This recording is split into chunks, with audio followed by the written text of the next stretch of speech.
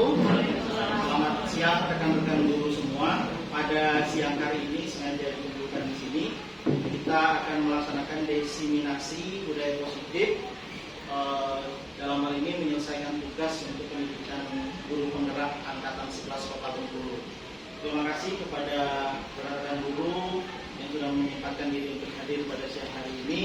Mudah-mudahan apa yang kita lakukan hari ini ada manfaatnya bagi siswa kita semua. Saya mulai saja ya. Jadi ini diseminasi budaya positif oleh Debbie Yahya Warman.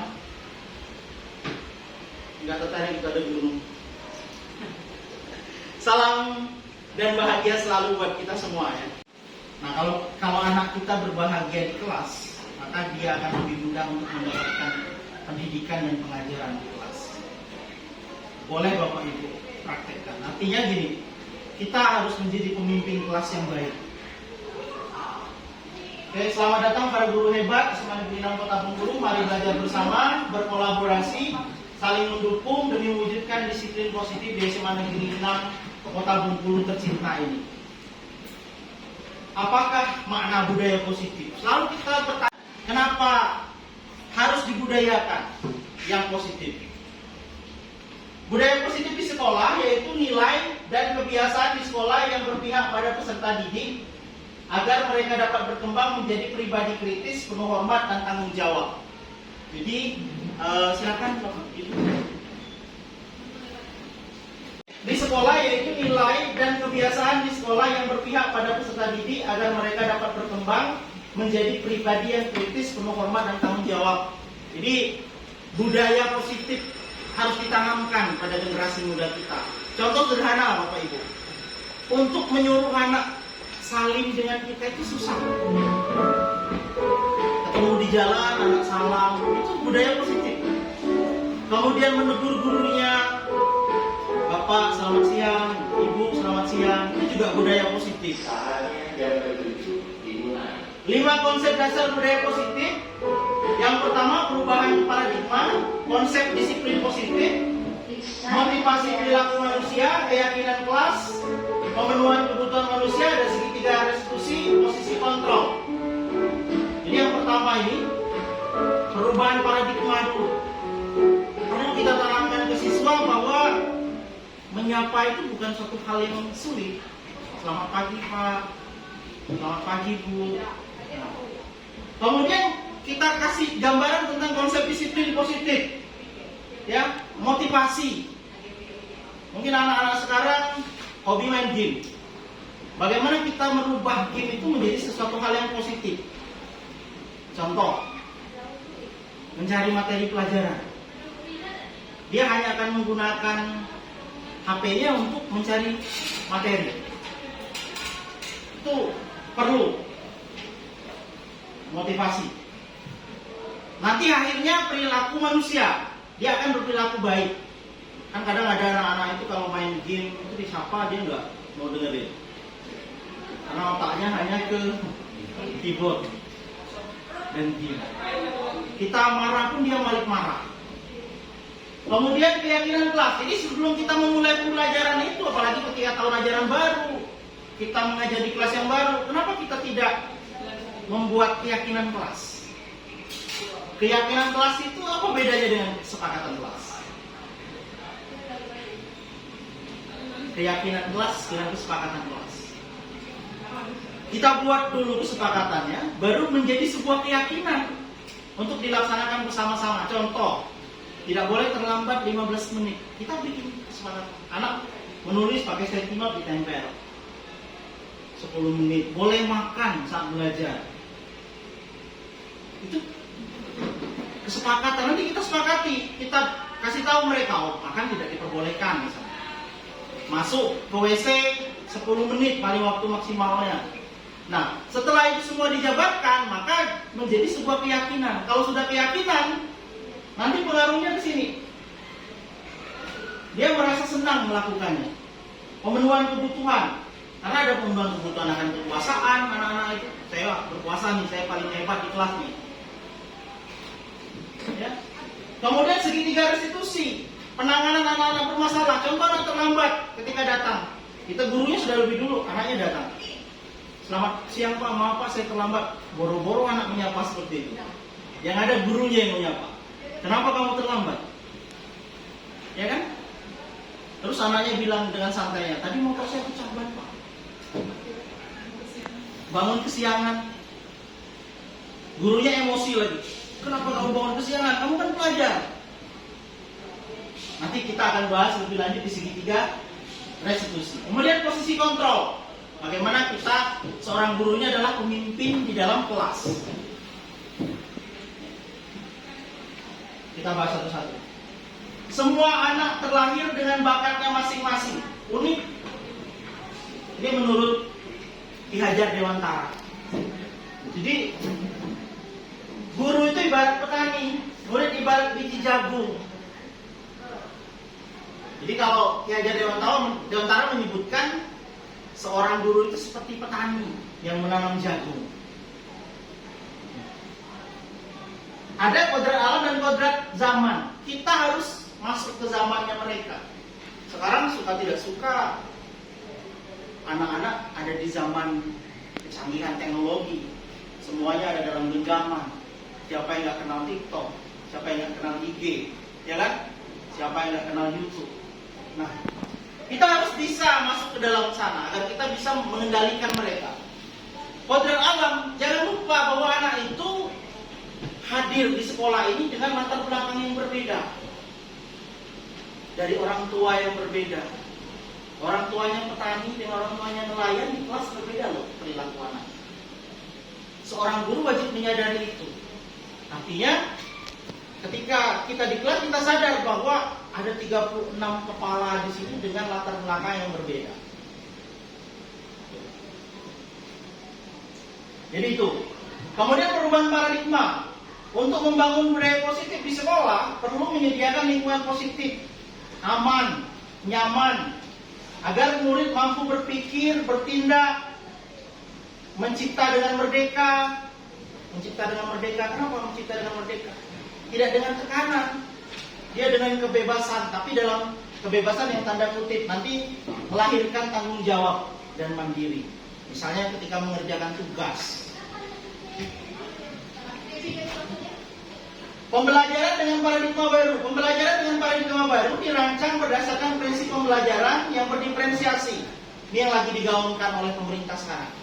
Pembelajaran berdiferensiasi. Artinya ketika kita mengajar itu harus sesuai dan keadaan anak. Dari mana kita mendapatkannya? Dari asesmen awal. Gaya belajarnya si A ini seperti apa? Dia tipe visual kah? Ketika dia tipe visual, kita ajar dengan bercerita nggak cocok. Tuh.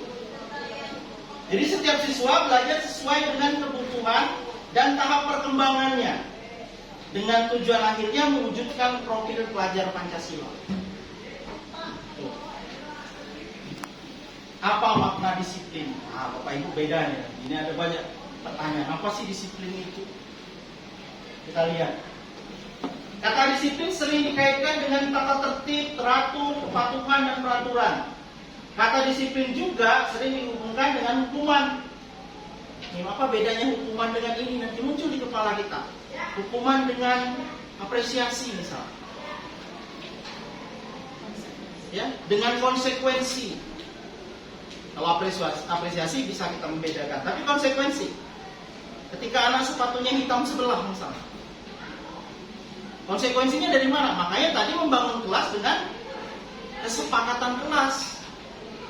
Ya Pak, saya sudah menyadari bahwa saya salah. Jadi anak itu memunculkan, jangan tipe gurunya, jangan tipe guru yang nanti kita membuat anak merasa bersalah.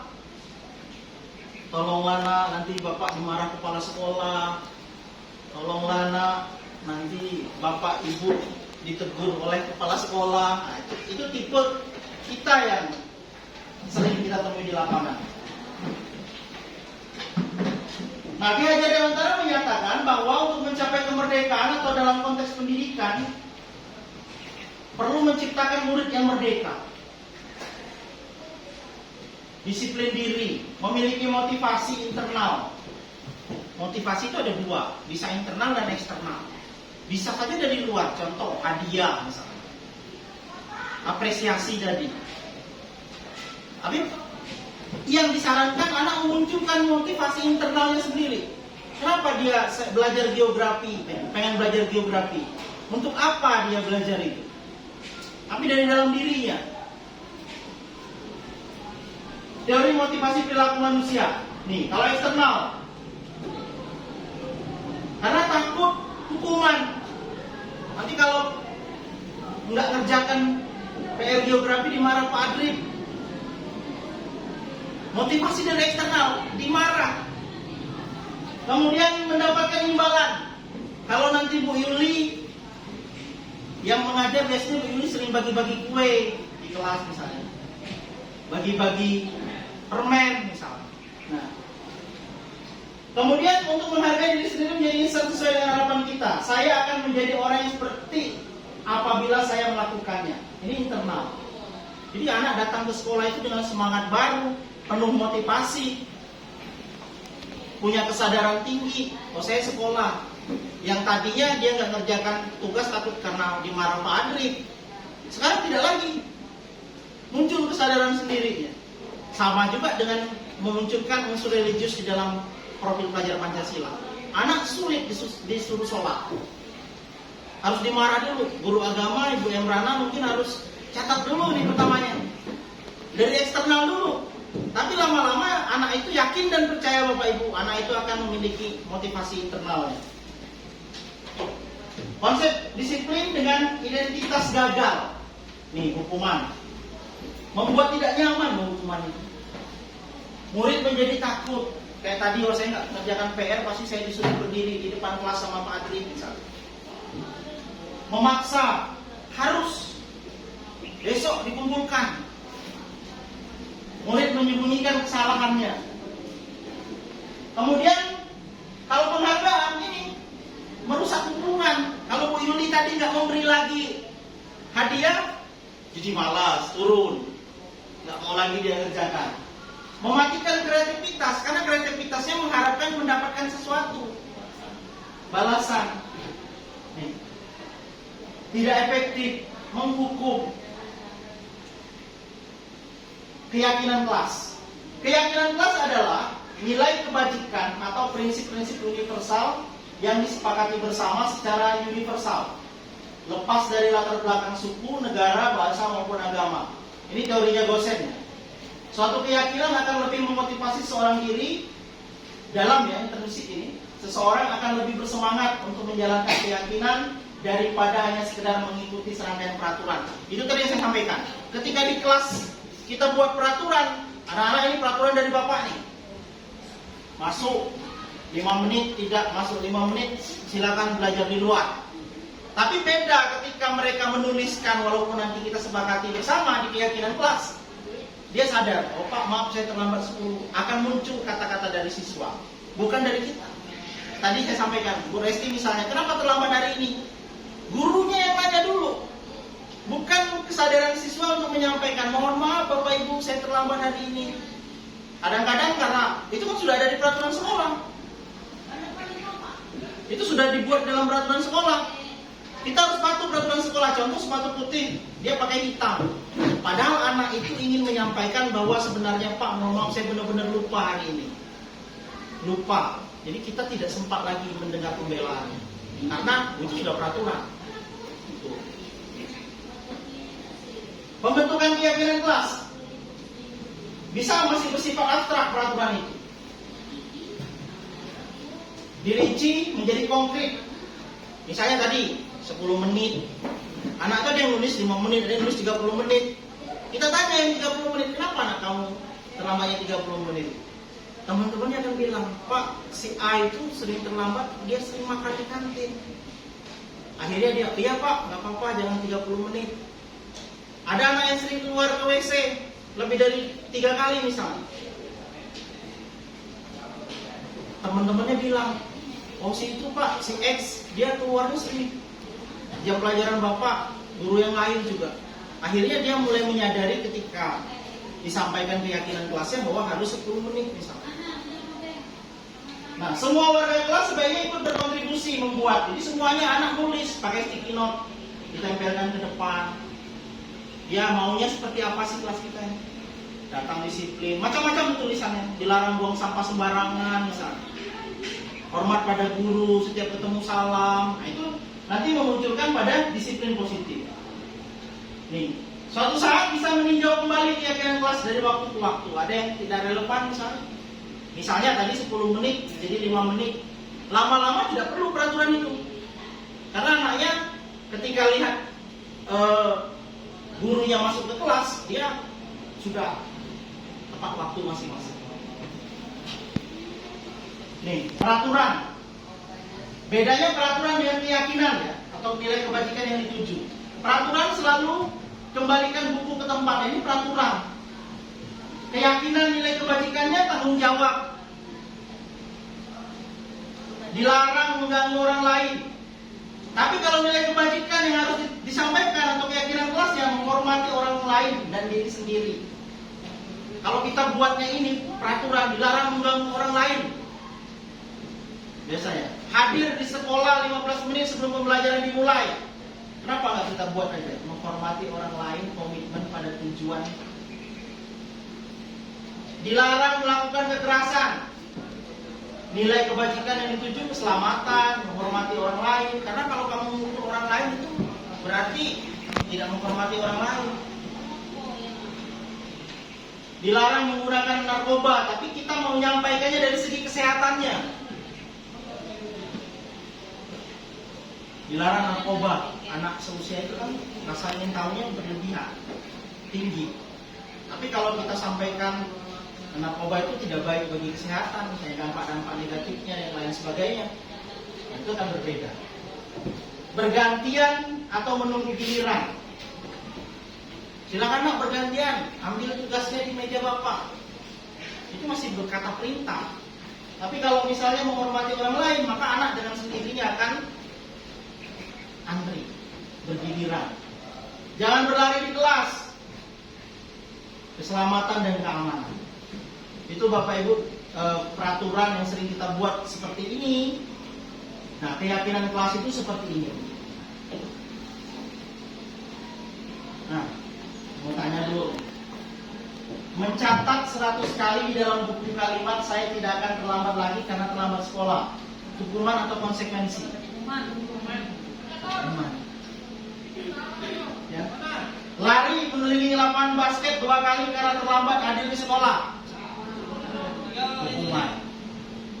Murid diminta push up 15 kali karena tidak menggunakan masker di sekolah. Mengganti kertas tugas teman yang telah dicoret. Membersihkan tumpahan air di meja tulis karena tersenggol saat belajar. Konsekuensi. Meminta murid tidak mengenakan sepatu harian di sekolah karena tidak mengenakan sepatu hitam. Konsekuensi dari akibat aturan ini. Apa ini? Meminta. Ini ya. Lari mengelilingi lapangan basket 2 kali karena terlambat 10 menit PJOK. Jadi itu ya Bapak Ibu.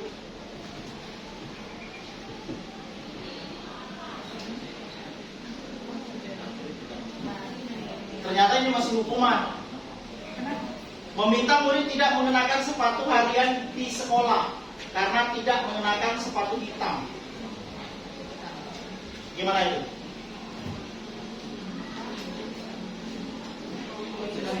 Konsekuensi dari tidak menggunakan sepatu hitam.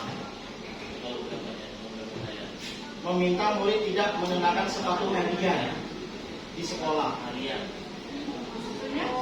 itu berarti Mungkin dia hanya pakai sandal, ya. harian. Ya. Bisa ya dipahami? Disuruh lepas itu. Nih, kita lanjutkan ya Bapak Ibu. Perbedaan hukuman dan konsekuensi. Kalau hukuman itu sesuatu yang menyakitkan dan harus terjadi. Menyakitkan. Kalau ini sudah harus terjadi saja. Kemudian membuat anak sakit fisik maupun hati. Jadi push up 50 kali. Jangka waktu lama dia Walaupun kadang-kadang anak kita sekarang ditantang pusat, dia pengen biar saja Pak 100 kali katanya. Ada anak-anak itu, tapi lama-lama dia benci juga. Tapi kalau konsekuensi dia lebih menghargai itu. Kenapa tadi dia terlambat misalnya? Mendorong anak menyakiti diri sendiri. Padahal harusnya kita itu mendorong anak agar mudah menyelesaikan, menyesuaikan diri. Jadi konsep diri yang buruk, konsep diri yang baik, anak belajar untuk menyembunyikan kesalahan, sedangkan konsekuensi itu anak belajar untuk mematuhi peraturan. Marah, rasa bersalah, dipermalukan, tak dihargai. Sedangkan konsekuensi itu kehilangan hak, dibuat tidak nyaman. Sebenarnya konsekuensi juga bukan sesuatu yang baik, tapi dalam tahapannya lebih baik daripada hukuman.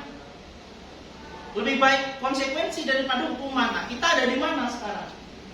Masih di sini? Apa sudah melangkah lebih baik ke sini? Hukuman aja.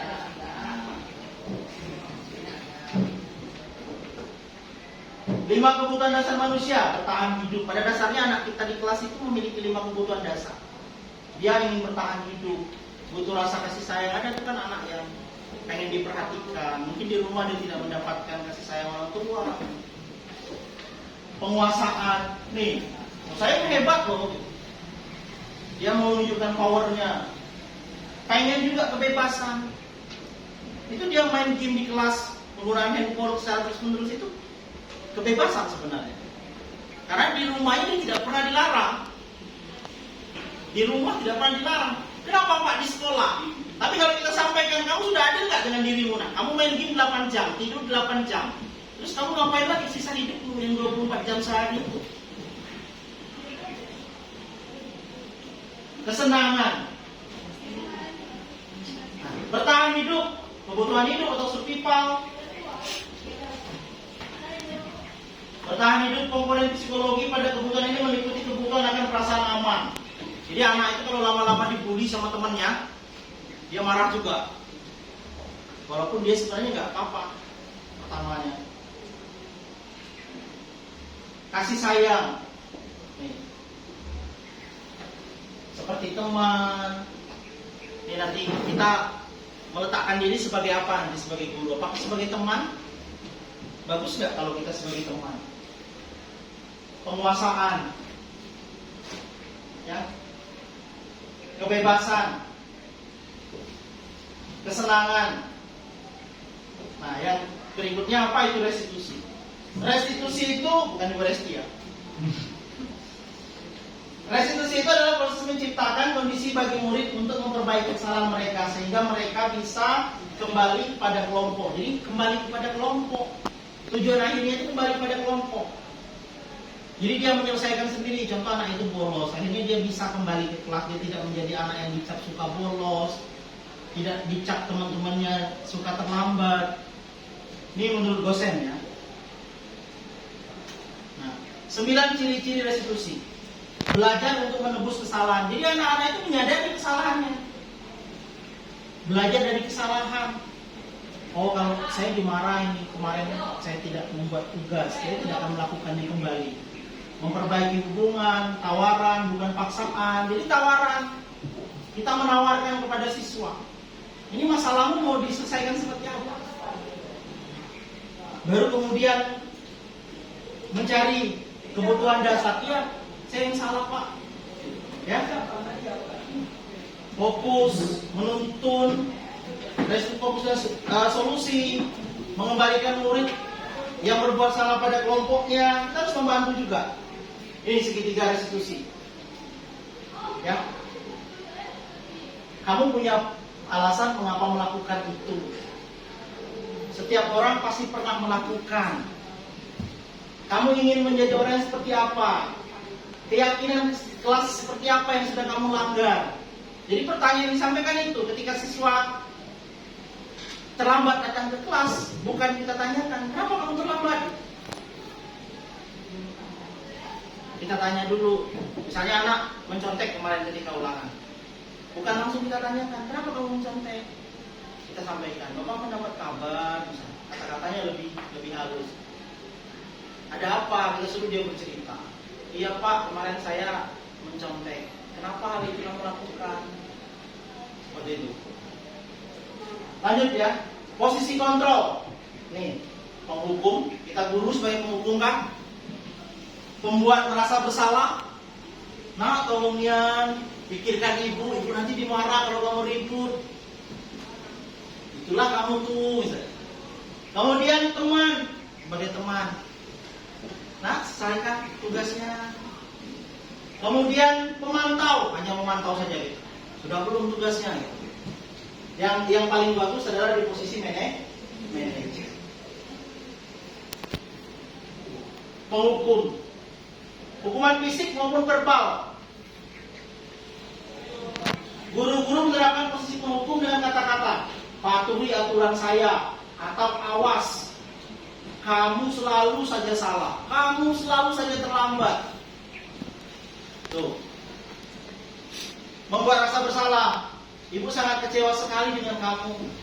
Berapa kali Bapak harus memberitahu kamu ya, gimana coba? Kalau orang tua kamu tahu kamu berbuat gini, dan ternyata ini sering kita ucapkan, dan ternyata itu kita adalah seorang guru yang membuat merasa bersalah. Teman, nih, sebagai teman, ayo bantulah demi Bapak ya, kerjakan tugasnya demi Bapak. Ayo ingat, tindak bantuan Bapak selama ini, ya sudah kali ini tidak apa-apa, nanti Ibu bantu bereskan. Anak nggak kerjakan tugas, ya udah nak, nggak apa-apa hari ini, nggak boleh. Pemantau, peraturan apa? Peraturannya apa? Jadi ketika anak tidak pakai sepatu hitam, peraturannya apa nak? Tuh. Apa yang telah kamu lakukan? Sanksi dan konsekuensinya apa? Kalau kamu terlambat, sanksi dan konsekuensinya apa? Saya juga masih sering apa itu. Ini manajer. Dengan kata-kata apa yang kita yakini? Apakah kamu meyakininya? Jika kamu meyakininya, apakah kamu bersedia memperbaikinya? Jadi selintas seperti coaching. Terima kasih.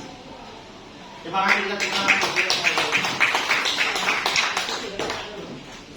Ada yang perlu ditanyakan Bapak Ibu? Silakan Bu. Saya ingin bertanya, saya sangat menarik sekali materinya Pak. Karena bagi saya memang guru itu yang paling bagus sebagai manajer tadi kan Pak. Ya. Tapi bagaimana menanamkan kesabaran kepada kita ketika kita menghadapi memang siswa-siswa yang memang subhanallah masya Allah gitu. Nah, ya, kalau saya baca ini subhanallah super sekali. Tapi ketika kita memang sudah terjun di lapangan Pak, kita berhadapan dengan siswa yang subhanallah masya Allah, sebenarnya saya kok masih berat untuk sebagai manajer tadi Pak. Nah, terkadang saya masih kamu gitu kan, masya Allah gitu, apa saya sudah bosan bicara sama kamu gitu. Jadi sebenarnya tip atau kiat apa yang bisa menjadikan diri sebagai manajer itu Pak? Karena memang kalau dalam Islam itu kesabaran itu dituntut gitu. Ada sebuah tulisan yang mengatakan jika seorang murid kamu mengajar murid-murid yang bermasalah, bayangkan mereka akan menarik tanganmu ke surga. Tapi ketika saya membayangkan itu, yang ada di otak saya ini seperti munak-munak gitu. Jadi kira-kira materi yang disampaikan Pak Dedi ini subhanallah bagi saya pribadi ya, ilmu yang sangat luar biasa. Tapi ketika terjun di lapangan itu bagaimana kiatnya Pak sebagai manajer itu? Oke. Ada Bapak Ibu yang mau membantu menjawab? Oke, saya menanggapi ya. Nah, ini mungkin kalau materinya buat saya belajar ya. Jadi karena pada dasarnya kalau aplikasinya memang 100% itu sulit.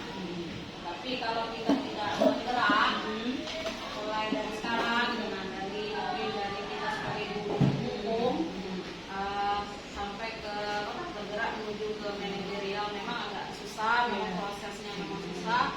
Tapi lama-kelamaan ya, kalau kita ingat aja bahwa anak itu memang karakternya berbeda-beda. Kemudian yang kita temui itu masalahnya pun berbeda-beda. Jangankan mereka, kita juga pun berbeda. Gitu kan? Mungkin dari rumah ada masalah, kita harus ada rutinitas bekerja pagi-pagi. Mungkin anak-anak juga seperti itu kan. Jadi ya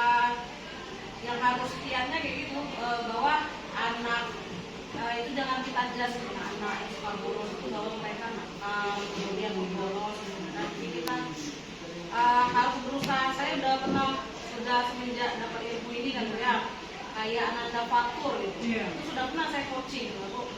Ternyata permasalahan anaknya seperti apa. Ya adalah sedikit perubahan. Yang penting kita berusaha gitu, tidak bilang bahwa Fatur ini gini, tapi kita tahu latar belakangnya dia seperti itu gitu. Jadi lain lagi treatmentnya gitu.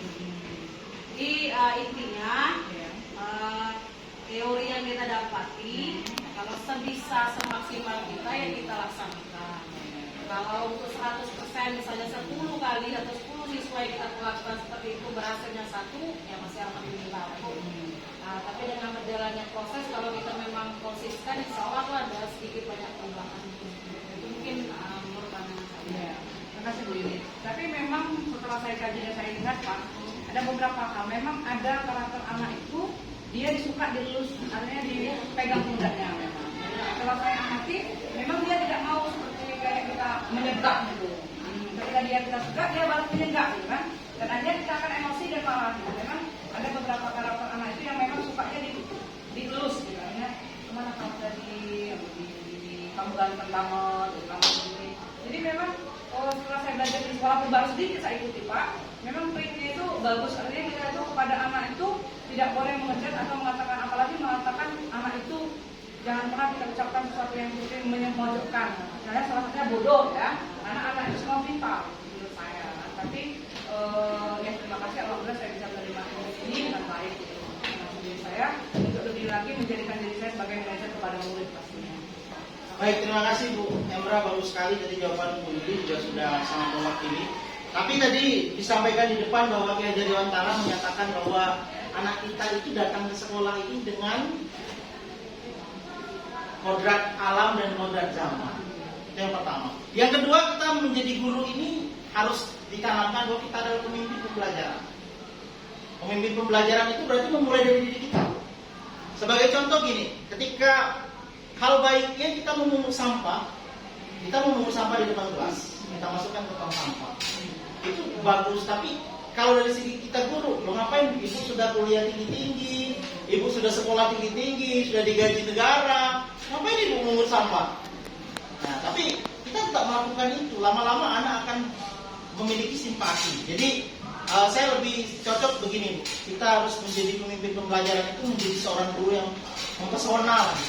Kadang-kadang tadi ibu sampaikan bahwa ada anak yang butuh kasih sayang, itu kebutuhan dasar siswanya. Memang ada, dan untuk mendekatinya kita juga butuh sebagai teman. Tapi itu tujuan akhir kita bukan itu. Nanti kita akan menjadi manajer di dalam kelas kita masing-masing. Mungkin bisa saya cerita sedikit ya Pak. Mungkin keteladanan ya Pak. Ada keteladanan. Jadi sebelum kita berbicara kepada anak, mungkin kita sudah melakukan terlebih dahulu. Memulai dari diri kita. Terima kasih. Mungkin itu saja Bapak Ibu. Terima kasih atas waktu dan kesempatannya. Assalamualaikum warahmatullahi wabarakatuh.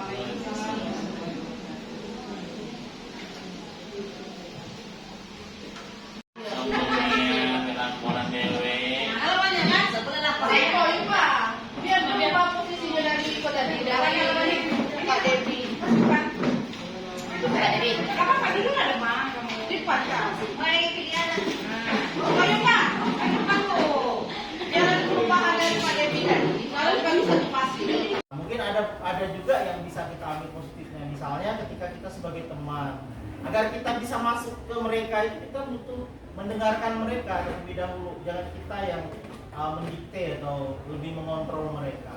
Sebagai tujuan akhirnya tentu sebagai manajer. Itu saja Bapak Ibu, mungkin kalau tidak ada lagi kami akhiri. Terima kasih atas waktunya. Artinya kalau tidak ada yang didiskusikan, ya.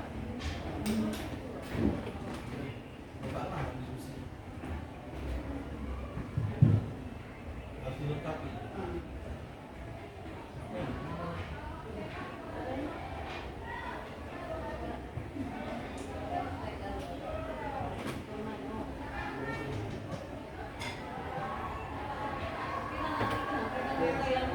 Ya, ada yang sekarang masih PPL. Kalau ini udah selesai nih, udah belum bergerak. Tinggal action warna ini. Kalau BM Ranawati mungkin nanti di sesi yang angkatan 12 dia bisa jadi guru penggerak. Amin.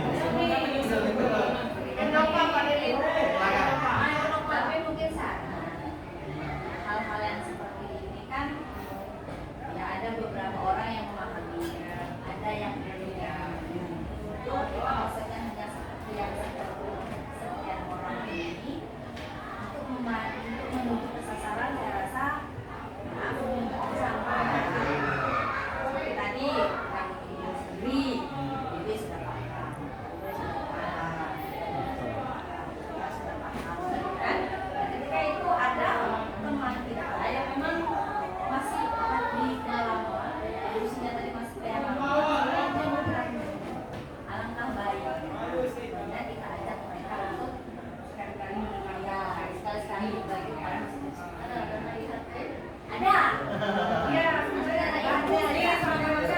Jadi orang lebih luas dari ini. Sebenarnya kuncinya sebenarnya bukan di mereka, yang sebenarnya kuncinya ada di kepala sekolah, bagaimana mereka bisa follow up ini ke kepala sekolah. Saya rasa kalau mereka mungkin diskusi bisa. Memang betul kata Bapak tadi, semakin banyak yang mendengarkan, semakin banyak perubahan paradigma yang terjadi, penerapan budaya positif akan lebih murah. Memang yang paling terkendala Bu, penerapan budaya positif bukan pada anak, tapi bagaimana kita berkolaborasi dengan teman sejawat, itu yang paling susah. Karena tadi pandangan kita itu beda-beda. Kita melakukan ini ala bapak sepadan menunjukkan aja yang dibikin kita tidak lagi. Kalau anak kita itu ngomong seperti itu. Ala ya, ada yang ngomong ala pak, ada salah dari reformat, kita ngajar aja. Nah itu yang berubah, itu yang paling sulit. Dari pengalaman saya memang berkolaborasi dengan teman sejawat itu yang paling berat, karena harus merubah paradigma. Dan merubah paradigma yang bisa punya kuasa untuk menekan itu tidak bisa presti siapa mungkin. Kalau kepala sekolah yang ngomong, udah selesai. Kita yakin dengan kepala sekolah. Dan itu memang butuh peran CGP dan GP untuk bisa meyakinkan kepala sekolah untuk bisa menyebarkan ini lebih banyak lagi. Memang tidak bisa sekali, memang berubah paradigma itu kalau kita 6 bulan nih, baru bisa berubah 6 bulan. Itu dari sendiri kan? Iya, perlu berapa lama, tapi minimal kita ada gambaran bahwa ada hal yang bisa kita buka pikirannya. Kita ilusi tadi sebenarnya banyak. Yang banyak yang saya temui itu tadi guru-guru kita ini yang lain-lain itu adalah ilusi kontrol tadi banyak anak. Akhirnya anak kita misalnya di depan kelas, minder, hanya peraturan itu tadi peraturan ini memaksakan tidak melihat apa kebersamaan anak itu memang itu sebenarnya yang baik. Kita lebih beruntung lagi itu kurikulum PGP kan. Jadi sebenarnya lebih enak di SMA. Kalau saya ada beberapa sekolah, kalau kepala sekolahnya benci dengan GP, apalagi ada semua Jadi hidup dari sini dulu. wah, GP itu yang tidak dipedulikan, tidak diakui semua. Apa anak itu itu dibusuh ya, dibusuh guru saya gimana sih? Iya, nah kita juga sekolah di sini. Ya, udah itu aja sih Pak. Itu yang paling yang kita kita berkolaborasi. Udah ya. Terima kasih Pak Andre atas masukannya. Ini dari yang tidak tahu GP ya. Kami masih anak tradisi lama. Mungkin kalau saya lihat, mungkin pandangan saya salah ya. Ada guru GP, bisa ya, lagi ngajar, terus anak nampaknya bosan. Kalau saya orang lama berarti aku kau yang belajar kau. Untuk ini kau untuk nanti. Tapi kalau nampaknya GP ini, kenapa saya mengupdate ya? Udah kasih. Jadi materi ilmunya banyak. Nah, Tapi karena kami yang tidak tahu GP, macam ada solusinya. ya sebenarnya yang paling sulit itu adalah disiplin itu adalah membagikan motivasi prinsip itu. Jadi anak itu harus tahu kenapa dia lakukan itu, bukan karena paksaan. Itu yang paling susah menurut. Memang menerapkannya itu tidak bisa dari SMA dari Iya. Kalau anak kita sekarang, kalau dikasih seperti itu, alhamdulillah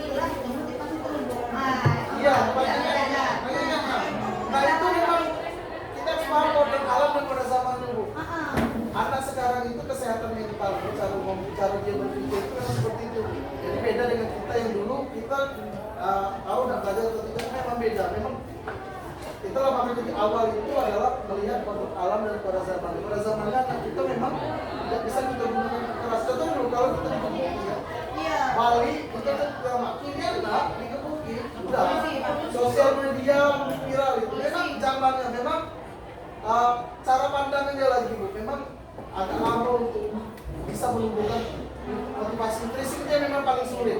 Contohnya keyakinan kelas. Ditanya kenapa kau tidak bolos? Kamu yakin kalau bolos, kamu tidak jadi orang. Nah itu susah dapat kalimat itu. Nah itu motivasi intrinsiknya ya. Jadi kalau dia bolos tidak jadi orang. Nah itu motivasinya.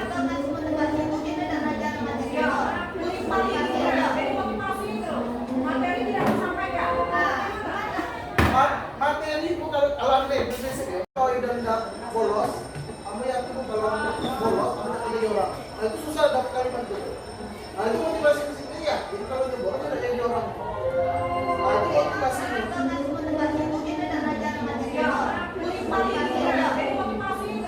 Materi tidak disampaikan.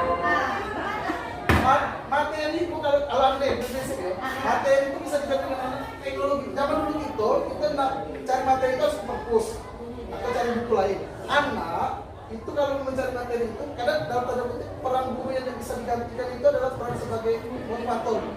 Kalau sumber pengetahuan mereka bisa cari lain. Dia lebih pintar, ChatGPT bisa. Iya, kenyataannya anak yang sering dikasih motivasi itu tidak tahu apa materi. Yo, pas lagi ujian gitu. Ya itu memang kalau istannya dan materi. Itu loh maksudnya. Maksudnya kalau Kan tua-tua ketika kita ya tidak betul paham. itu apa ya paradoks. Paradoksnya di situ bu. Paradoksnya itu coba dengan Mira. Kita tidak memotivasi, tapi anak itu materi kita sampaikan juga anak itu tidak tahu apa yang disampaikan dulu. Jadi memang kita kan memang makanya di kurikulum merdeka itu guru yang paling tahu kedalaman materi itu semua. Kalau K13 kemarin itu kita harus sampai itu target-target. Orang mereka tidak. Jadi kedalaman materi, jumlah materi itu guru yang diberi kebebasan yang utama. Jadi tidak harus kan kita Tidak tidak. PKD, bukan jadi pernah. Ya, IKN. Dua jadilah. Yang penting anak itu paham. Iya, betul Pak. Tapi bukan itu tujuan dari apa nah itu memang itu yang dikeluhkan oleh dosen-dosen universitas itu karena kedalaman materi. Memang masih tahap uji coba kurikulum mereka. Kenapa mereka? Karena pelajar itu orang seperti nah kamu kan biasa ke GP kan lembut nanti gue gawat mah nanti dia tanya kan Jadi konsep dari sini pembelajaran yang bahagia, membahagiakan siswa. ya kalau kita matematika memang pernah jenis gelagar berito pasti. Ya mungkin gini bu, saya nambahkan bahwa gini, apa namanya, makanya kita seorang guru ini kan adalah pemimpin pembelajaran. Tadi saya sempat menyinggung juga bahwa kita menjadi guru yang mempesona. Artinya bukan kita yang mempesona secara harfiah begitu, tapi ketika kesepakatan kelas itu sudah kita lakukan, maka anak akan merasa nyaman ketika kita masuk di kelas. Dan tidak perlu lagi kita memotivasi. Ya, tidak perlu lagi kita memotivasi. Kita memberikan orang yang sudah menyadari instinktif dari dalam dirinya bahwa dia belajar ini memang ada kewajiban saya. Nah, dia akan tidak ada perlu lagi dimotivasi anak-anak seperti itu. Jadi nanti tinggal kita menangani anak-anak yang beberapa orang ini dengan sistem yang seperti yang disampaikan tadi dengan segitiga restitusi. Karena kebanyakan dari anak-anak itu sudah punya kesepakatan kelas. Jadi dia sudah paham, nggak perlu lagi kita ketika gurunya kamu nggak boleh terlambat, nggak akan ada lagi. Tapi menuju ke sana itu, yang gurunya juga diperbaiki, yang siswanya pun harus memiliki kesadaran intrinsik untuk itu. Karena memotivasi itu kan tidak perlu dilakukan berulang-ulang. Nah, jadi itu yang mungkin harus dilakukan. Tadi juga sudah disampaikan bahwa harusnya ini ke volume yang lebih besar. Cuman mungkin kolaborasinya kami mohon maaf, mungkin juga ada keterbatasan kami juga. Karena berkolaborasi dengan sedikit orang juga mungkin lebih baik ketimbang banyak tapi tidak maksimal. Itu saja mungkin Bapak Ibu, mohon maaf kalau ada yang kurang berkenan kami menyampaikan. Terima kasih, mudah-mudahan yang sedikit ini bisa jadi modal kita. Tapi intinya sebuah Bu, kita berkolaborasi. Guru geografi perlu berkolaborasi dengan guru matematika. bagaimana cara menyuruh anak itu serius. Guru geografi kita nggak punya gitu. Nah, itu kolaborasi dengan teman sejawat itu tidak mesti sama-sama matematika, sama-sama geografi, tapi juga antar bidang studi yang lain. Karena pada dasarnya kita itu mencari informasi awal. Nah, saya tanya juga kalau dalam kurikulum Merdeka, asesmen awal itu sudah dilakukan belum? Padahal asesmen awal itu menentukan sekali, Bu, bagaimana cara belajar anak itu. Metode apa yang akan kita pakai. Nah, nanti kita mau jadi seperti apa. Nah, kita sudah melakukan dulu. Itu yang kita kadang-kadang benar tadi, akhirnya lari lagi ke tadi, butuh melibatkan banyak orang gitu. Ibaratnya kita ini yang tahu, kan? ya. Kami yang pokok tidak tahu apa GP. Sebenarnya GP dengan GP tidak ada beda, Bu. Ibu yang Kadang-kadang ibu sudah melakukan loh, Lakukan, Bu. ya. Sudah melakukan Diskusi. lebih hebat dari yang kita pelajari. Iya. Kadang-kadang kita tidak sadar. cuma istilahnya diperkuat oleh program guru pedagang. Secara tidak langsung ibu ini sudah menerapkan. Iya, ini mulai Cuma distribusi beda. sudah, motivasi Iya. sudah. Kita yang belajar kita tahu karena ikut ya ikut. Ah, itu Ya, lagi ikut. aktivitas Iya. kesempatan kelas. Cuman cara menyampaikannya masih lebih ke peraturan. Ya, yang mana ini mangga jangan lapor. Karena ada tambahan dari depan, jangan ini. Nah, kalau keyakinan kelas itu kalimat positif. Positif. Tidak kata-kata tidak, kata-kata jangan itu. Kembali kita ke NJT tidak boleh, anak-anak NJT tidak boleh. Kalau Iya. Mereka sudah melakukan lebih dulu dari mereka. Kami pakai anak-anak. Monolog itu tidak boleh. Anak saya NJT menyamanya itu udah boleh dalam. Ibu yang menarik, kalau yang baik. Enggak, sama. Oke. Baik, Kami guru lama. itu saja ya Bapak Ibu, terima kasih atas waktunya, luangan waktunya. Kami bertiga mohon maaf atas segala kekurangan. Mudah-mudahan yang sedikit ini kita berkolaborasi nanti menghasilkan sesuatu yang positif. Saya akhiri, wabillahi taufiq wal hidayah. Wassalamualaikum warahmatullahi wabarakatuh.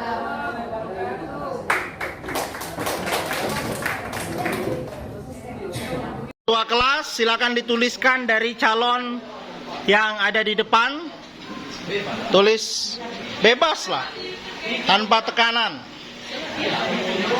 Ya, silakan dipilih.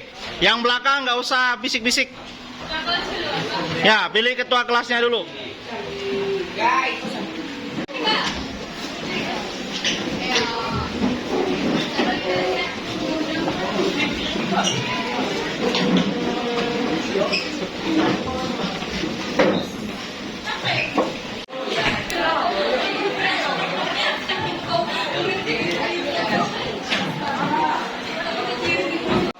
Pada kelas 10 ini saya harap semoga teman-teman bisa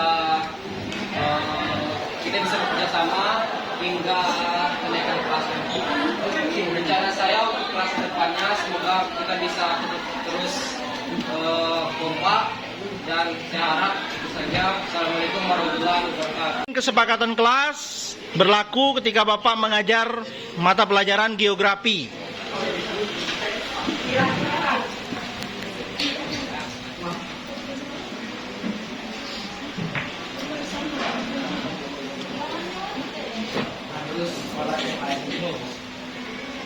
Dah. Siap sudah. Siap sudah. Yang sudah boleh langsung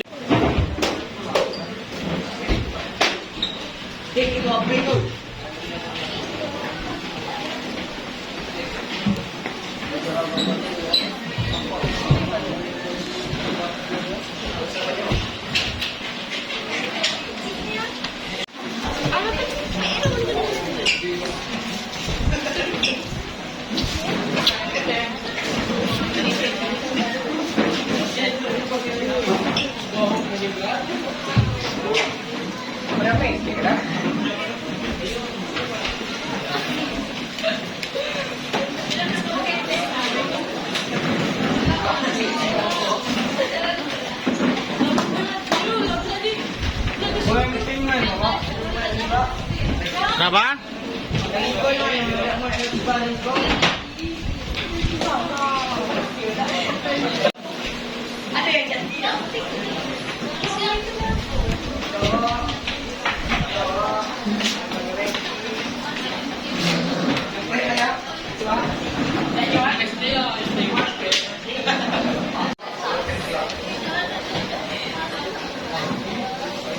Pak.